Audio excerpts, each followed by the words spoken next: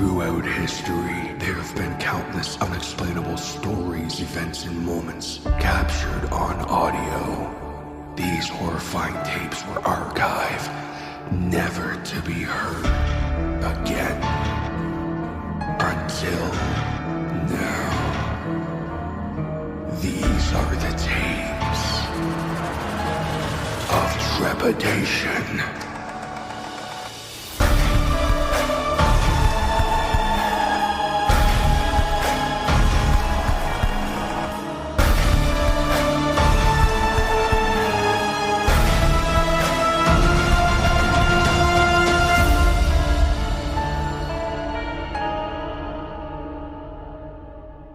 Tape number 87.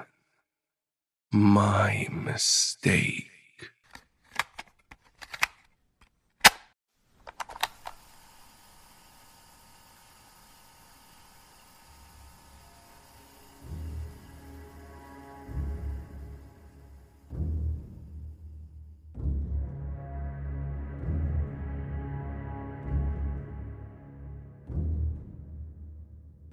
Please don't kill me.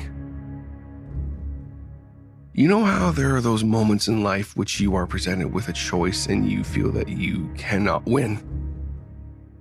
I suspect that the rest of my life will feel that way. My situation, as unique as it may be, is completely my own fault. I recognize that.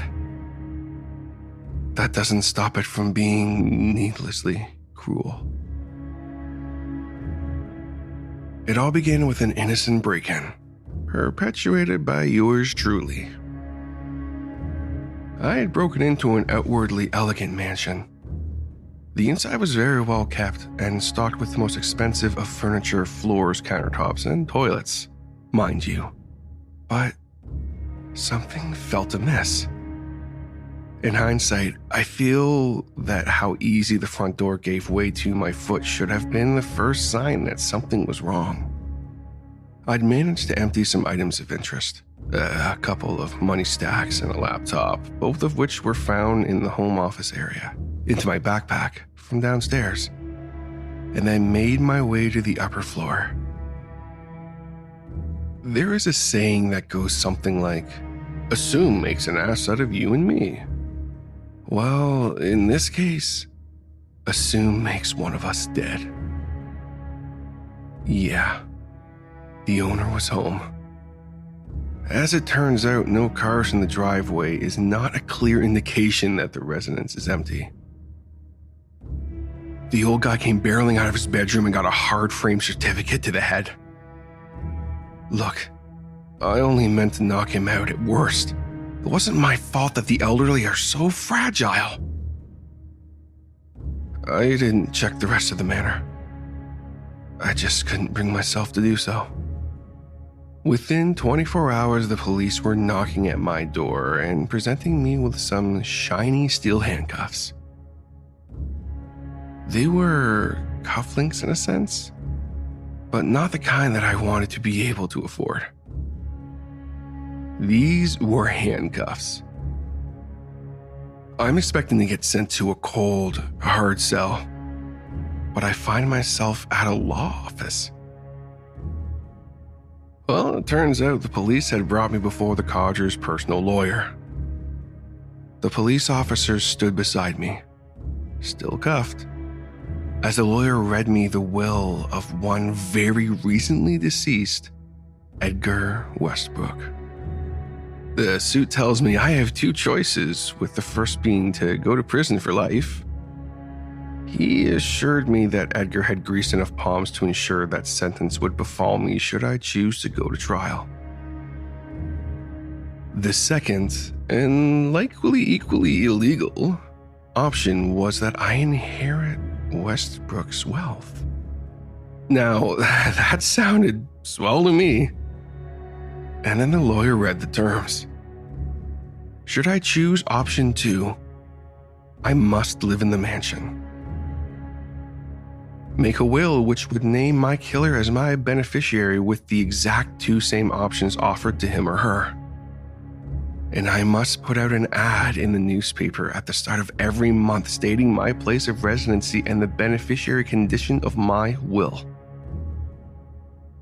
Should any of those terms be breached, then hello doghouse for me.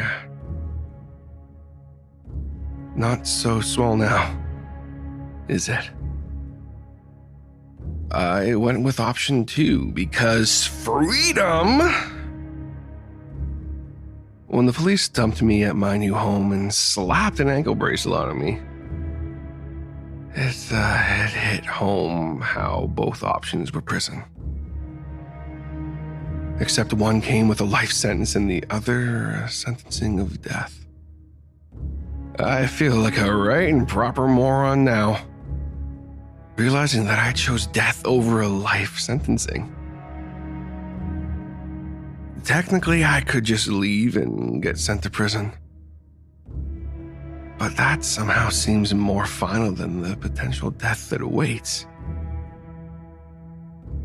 In the end, it just boils down to hoping for decency in others.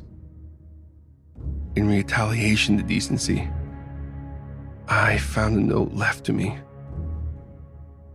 Well, not to me, but to the killer of Edgar Westbrook, which just so happens to be me. That ranted about how old Edgar might not be able to have his cancer cured, but he would be able to treat the cancer that is his hometown society.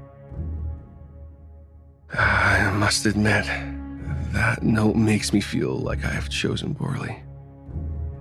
I guess what it boils down to is, please, don't kill me.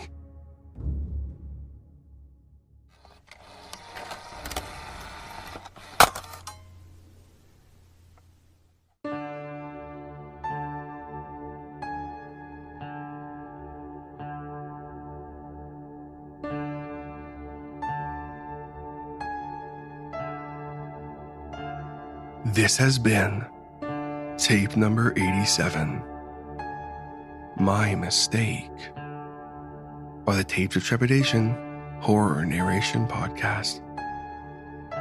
My Mistake was written by Doom Vroom and was originally posted on the Creepypasta Wiki. Narration, production, and sound design for this episode was by me, TJ Hodder. Additional credits for music and sound design can be found in the show notes. The Tapes of Trepidation theme was written by the incredible J.M. Scherf. All logos, banners, overlays, and graphic design work was provided by the talented Jason Reese from Jaybird Digital Arts. If you have a story you would like to submit or a question regarding the show, please contact us at tapesoftrepidation.podcast@gmail.com. Support the show by subscribing and leaving a rating on Spotify, Apple Podcasts, your favorite podcatcher, or like and subscribe on YouTube. And be sure to tell your friends. Word of mouth is extremely helpful to a podcast like this one, and it all helps us grow. And while you're at it, check us out on social media through the link tree in the show notes. We have Facebook, Instagram, Threads, and Discord. Insert. You should totally join the Discord. Funny bit here. And while I'm asking you for stuff, if you'd like to support the show a little more, consider joining the Tapes of Trepidation Patreon. With as little as $5 a month, you can gain access to monthly bonus short stories / micropasta narrations, the weekly behind-the-scenes podcast within the archive, and more. So come, join us, and become trapped within the archive. Just like my current patrons, Doozer Pin Dan, Ronan Komori, Eric Phones, Patrick Stewart, Madam Strangeways, Dr. Torment, Tori, Queen Cam, and Kai Faden. Thank you all so much for the support. I couldn't do this without you guys. All content used on Tapes of Trepidation is either original, used with permission, or is available under your Creative Commons by Share Alike license. All rights reserved unless otherwise stated. Additional licensing information can be found in the show notes. This podcast and its content may not be redistributed or rebroadcast without the express written consent of Tapes of Trepidation and the story's author. Thank you all so much for listening.